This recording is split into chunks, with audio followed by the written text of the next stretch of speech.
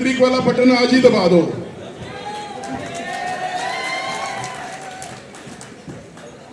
मैं ज्यादा समय नहीं लूंगा, सिर्फ आपसे 2-3 बातें करके अपनी बात खत्म करूंगा।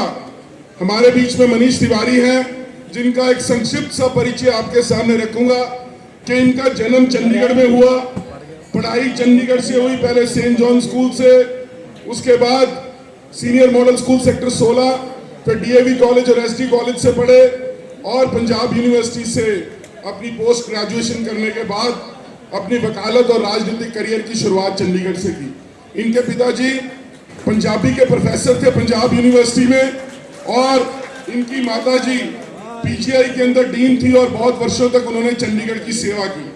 तो एक ऐसे अच्छे परिवार से आते हैं, चंडीगढ़ के रहने वाले हैं और विपक्ष जब ये मुद्दा बनाता है कि ये बारी है, मुझे तो उन पे हंसी आती है। जो खुद अमृतसर में पैदा हुए वो चंडीगढ़ के रहने वाले को बारी कहते हैं, पर इसका मतलब ये नहीं कि जो अमृतसर में पैदा हुआ या अंबाला में हुआ या पटियाला में हुआ वो चंडीगढ़ का नहीं। जिसने भी आकर चंडीगढ़ के अंदर बसने का फैसला लिया, चाहे वो यूपी से आया, चाहे बिहार से आया, चाहे वो पंजाब से आया, असम से आया, एक बार वो चंडीगढ़ आके रहने लगा, वो चंडीगढ़ का ही हो गया और चंडीगढ़ का ही है। इसलिए विपक्ष के पास, विपक्ष तो नहीं कह सकते, सत्ता पक्ष के पास कोई मुद्दा नहीं है। 10 साल तक उनकी सांसद किरण खेर ने कोई काम नहीं किया, किसी को दर्शन नहीं दिए, किसी के सुख और दुख में नहीं गई, किसी को मिली नहीं, किसी से बात नहीं की और आज टंडन साहब आपके बीच में आके वोट मांगते हैं, किस हक से मांगते हैं। ये सारे साथी जो बैठे, इसमें से ज्यादातर साथी जब कुछ महीने पहले चंडीगढ़ में मेयर का चुनाव हो रहा था, हर वर्ष होता था, एक आम सी बात थी, पर उसको खास किसने बनाया? भारतीय जनता पार्टी ने। वोटों की चोरी किसने की? भारतीय जनता पार्टी ने।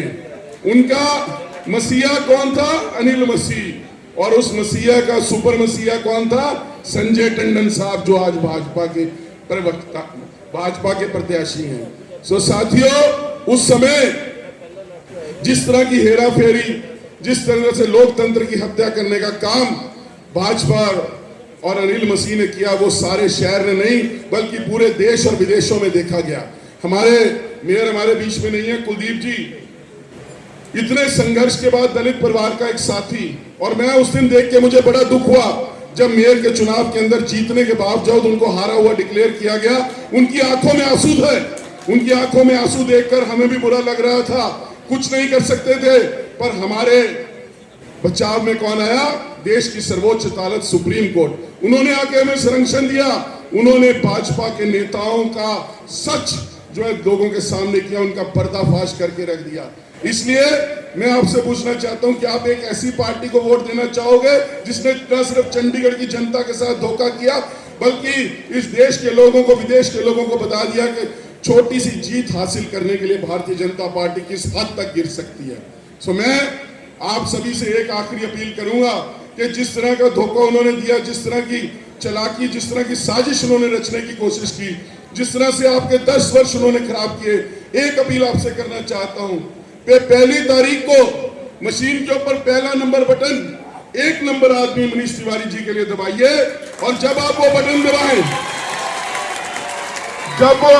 दबाएं, चाहे वो मलोआ में दबाएं, चाहे 36 सेक्टर में बजाएं, चाहे 22 सेक्टर में दबाएं, चाहे 32 में दबाएं, चाहे 24 में दबाएं, जिस भी सेक्टर में बटन दबाएं वो करंट 33 सेक्टर भाजपा के दफ्तर में लगना चाहिए। यहां बटन दबाओ, वहां करंट उनको लगे। धन्यवाद। जय हिंद।